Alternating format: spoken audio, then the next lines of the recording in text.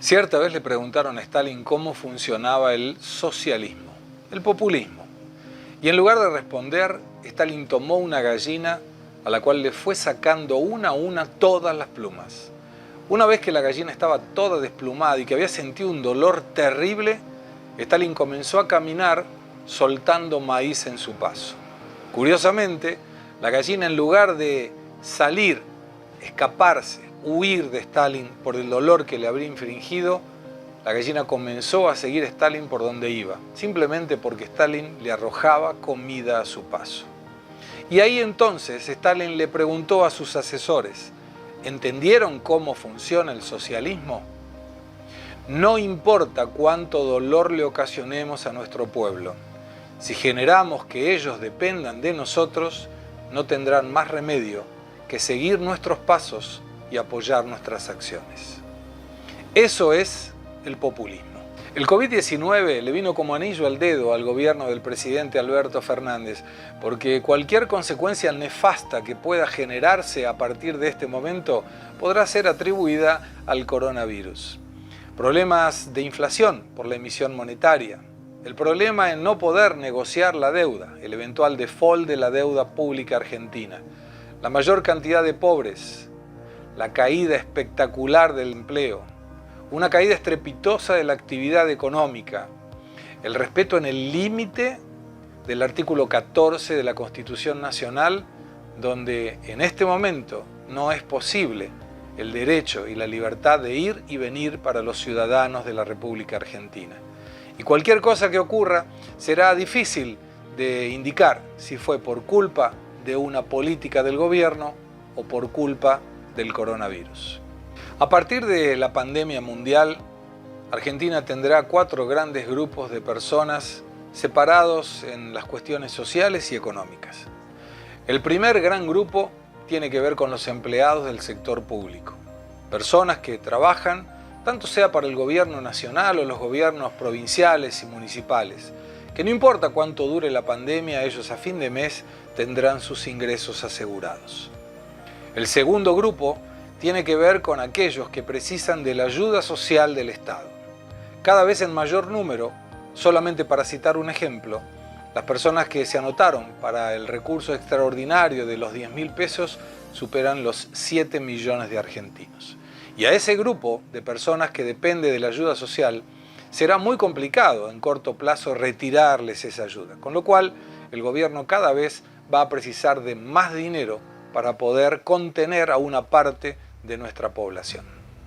El tercer grupo tiene que ver con empresarios, comerciantes y empleados de empresas pymes que, mientras que algunos quedarán en el camino, los que sobrevivan en función de una caída enorme de la actividad económica van a tener que depender de préstamos del Estado con tasas posiblemente subsidiadas y eventualmente con alguna reducción tributaria o en las cargas sociales, porque si no, no podrán tener condiciones de seguir.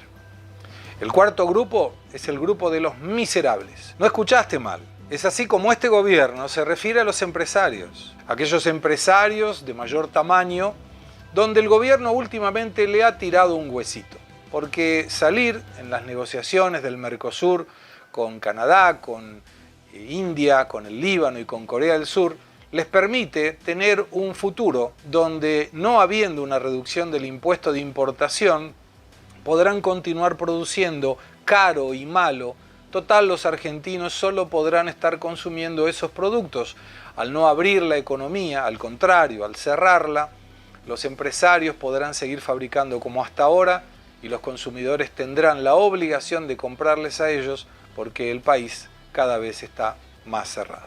En esta temática de los 4 grupos, fíjate que es muy difícil imaginar quién se podría parar contra el gobierno cuando en todos los casos todos nosotros vamos a terminar dependiendo de mayor o menor medida de las acciones del presidente Fernández.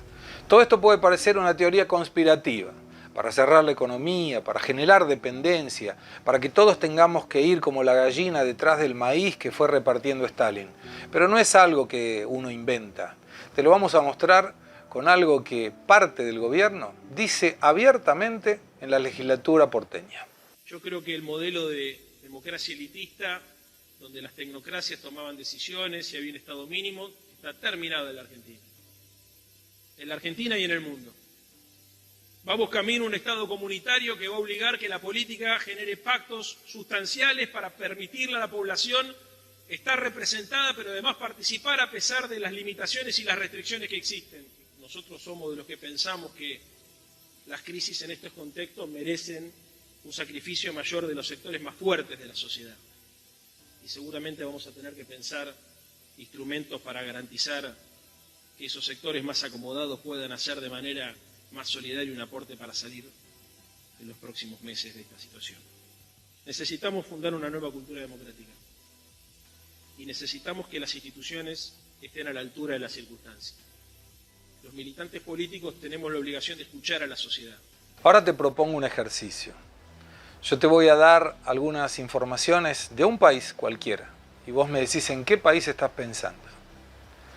Alta tasa de inflación, corrupción política, deterioro de la actividad económica, pérdida de la productividad y la competitividad, restricciones en el mercado de cambios, precios congelados, una presencia cada vez más grande del Estado en la vida de la sociedad. ¿En qué país pensás? ¿En Argentina? No. Así comenzó Venezuela en la crisis que llevó a que en este momento haya 87% de su población en situación de pobreza. La gran diferencia está que en la época Venezuela, detentor de las reservas más grandes a nivel mundial de petróleo, tuvo un inconveniente que no esperaba con el precio en dólares del barril de petróleo. Cuando el precio bajó de los $90 por barril, el modelo venezolano comenzó a colapsar. En el caso argentino, la situación es un poco más complicada, porque el Estado argentino no produce absolutamente nada que pueda generarle recursos. El único recurso proviene de los tributos que pagan los empresarios y las empresas por las actividades económicas que realizan. Y con una actividad económica cada vez más chica, el ingreso del Estado va a ser menor. Pero el gasto del Estado, como vimos, va a ser cada vez mayor. Y el déficit no se puede financiar eternamente con emisión.